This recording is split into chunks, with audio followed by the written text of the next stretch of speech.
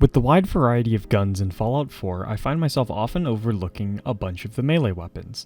That's why today I wanted to ask if you can beat Fallout 4 with only a combat knife.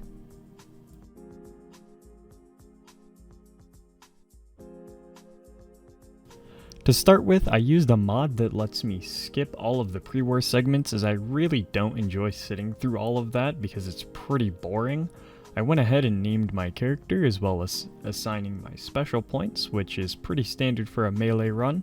It spit me out right at the vault like it should, and I made my way down to Sanctuary so that I could go to my old house and pick up the Your Special book to put a point into endurance, which would help for this run. I watched Codsworth bully some bloat flies, picked up some junk, and left Sanctuary to book it to Concord so that I could go straight to the Concord speakeasy, as there's actually a combat knife upstairs under a bed, which was an easy way to obtain the weapon for this run.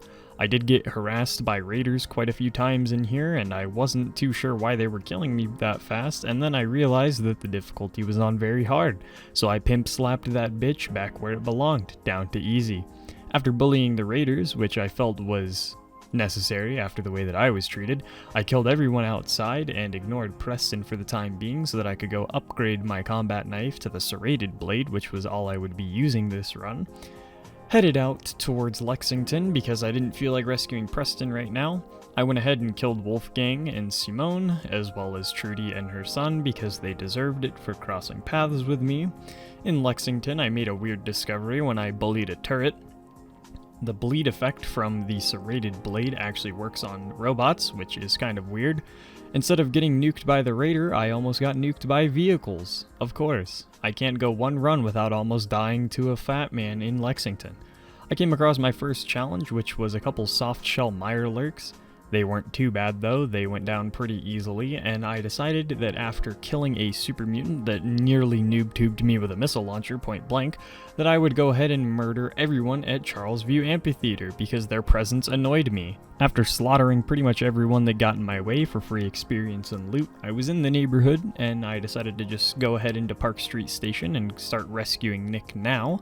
The triggermen weren't too bad. It was pretty standard to kill pretty much all of them, as none of them had much in the way of defense, which made it pretty good for the combat knife here.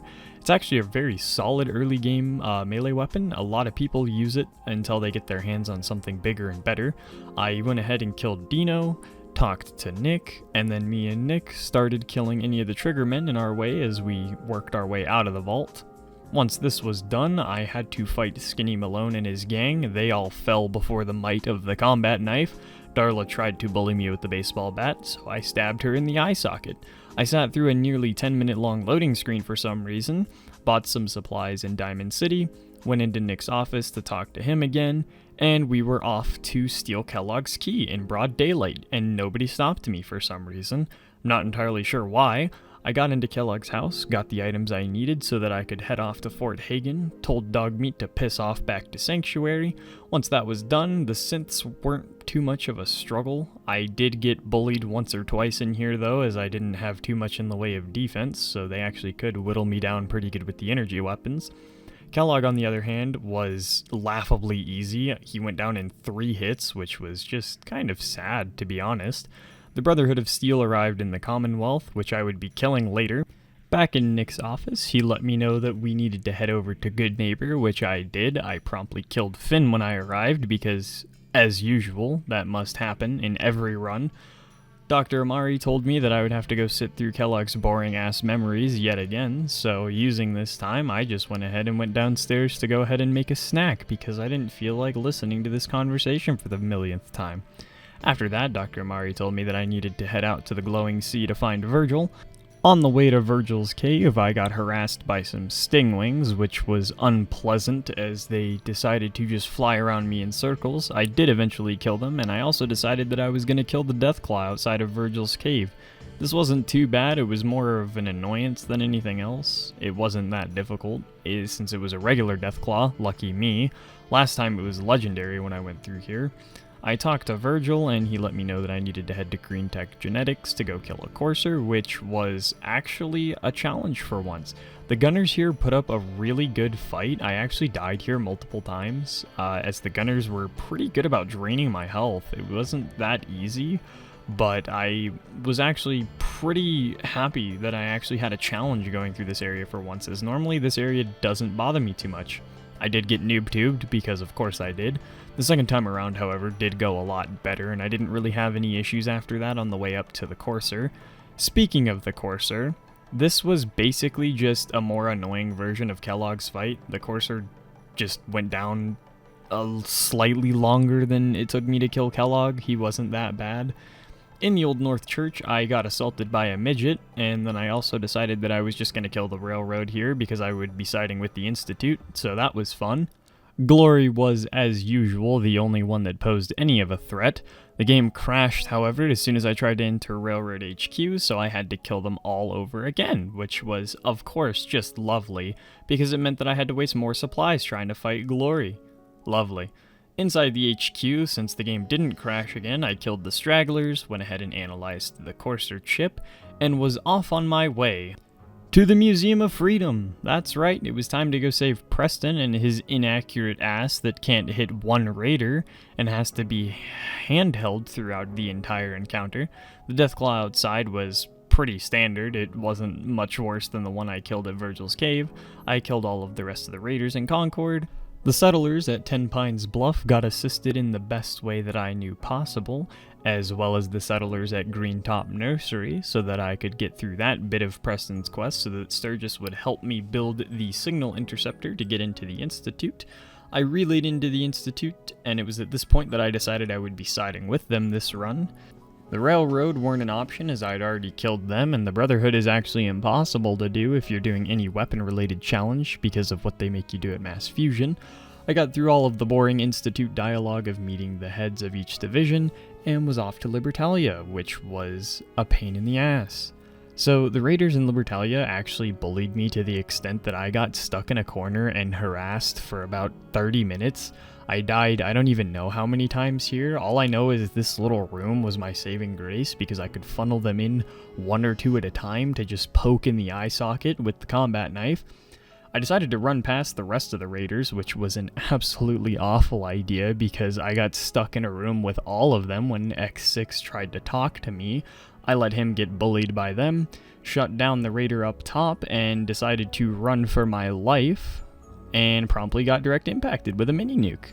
It's not a Fallout 4 video if I don't get direct impacted with a mini nuke at least once.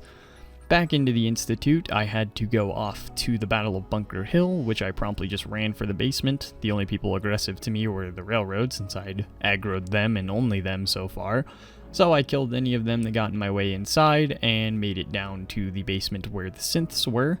I wasn't going to do anything with them except just send them back to the Institute, since I had no reason to do anything else this time. Father wanted to talk on top of CIT ruins, so I went and got through that bit of dialogue, went back into the Institute and sat through even more dialogue at the Directorate meeting, which was fun. Then I was off to Mass Fusion. So, the thing about Mass Fusion is I expected the Brotherhood to put up a lot more of a fight based off of my 10mm pistol video, but they were actually surprisingly easy with the combat knife. The Power Armor Knights especially, they went down way easier than I was expecting. I used my tried and true tactic of sitting in the elevator with a stealth boy until the Brotherhood turned off the power. Once that was done, I made it down into the reactor room, and nearly died of radiation sickness trying to pick up the beryllium agitator. I went through most of my radiation supplies here, and then I had to fight a legendary sentry bot, because of course I did. This was actually extremely annoying. For once, the sentry bot actually was doing more damage to me and causing me more issues than the Assaultrons. He did, however, die, and the Assaultrons were surprisingly not that bad this run. They didn't give me too many issues, and I was able to get through them in about 2 or 3 minutes. Once that was done, I helped the synths clear out the rest of the Brotherhood in the lobby. I also killed this legendary synth on the ground because I wanted whatever he had. It was worthless. I also poked a Brotherhood Knight in the face for about a minute with the combat knife, and he fisted me. back into the Institute, Father told me that I needed to go clean up one of the messes that the other scientists had created because they failed to recruit someone. So I passed the speech check for that, started recording some propaganda so that I could send it out to the Commonwealth to make the Institute look less scary. Once that was done, I needed to go to Diamond City and boost the signal strength so that we could broadcast it pretty much everywhere because we would just use Diamond City radio.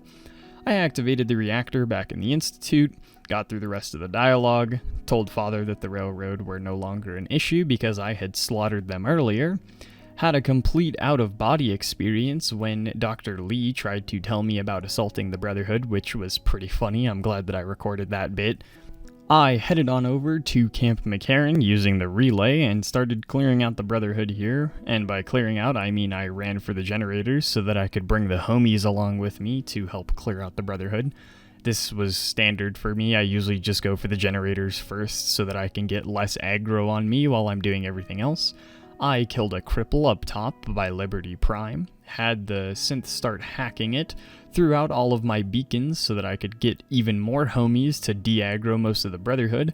I also made sure that I went and specifically poked Dance in his eye because he deserved it for being a synth. Watched Elder Maxon just kind of sit on the roof and be useless. Once that was done, I booked it out of the airport. Watched the Prydwen crash to the ground after Liberty Prime lit it up with his laser, and with that, I did beat Fallout 4 with only a combat knife. Thank you guys so much for watching, and as usual, if you have any ideas, please leave them in the comments below, and I hope you have a wonderful rest of your day.